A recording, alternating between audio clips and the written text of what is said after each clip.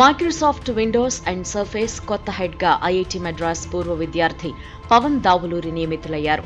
గతంలో డిపార్ట్మెంట్కు నాయకత్వం వహించిన పనోస్ పనాయ్ నిష్క్రమించడంతో ఆయన స్థానంలో దావులూరి బాధ్యతలు చేపట్టారు. అమెజాన్లో చేరేందుకు పనాయ్ గతేడాది తన పదవికి రాజీనామా చేశారు. దాంతో ఈ పోస్ట్ అప్పటి నుంచి ఖాళీగానే ఉంది.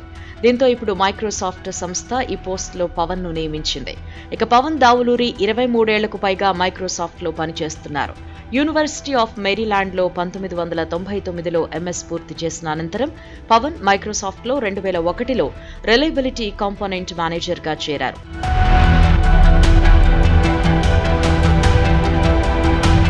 అయితే తాజా నియామకానికి ముందు Pavan Windows silicon and systems integration కు కార్పొరేట్ వైస్ ప్రెసిడెంట్ గా బాధ్యతలు నిర్వహిస్తున్నారు.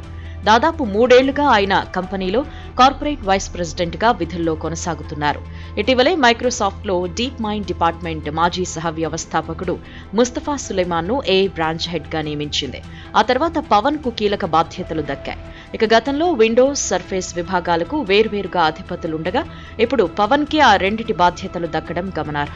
తాజా నియామకంతో అగ్రరాజ్యం టెక్ కంపెనీల్లో అత్యున్నత పదవులు చేపట్టిన భారతీయ దిగ్గజాల ర్యాంకులో చేరాడు. ఇప్పటికే ఈ ర్యాంకుల్లో గూగుల్ సీఈఓ సుందర్ పిచాయ్, సత్య నాదెళ్ల వంటి వారితో పాటు మరికొందరు ఉన్నారు.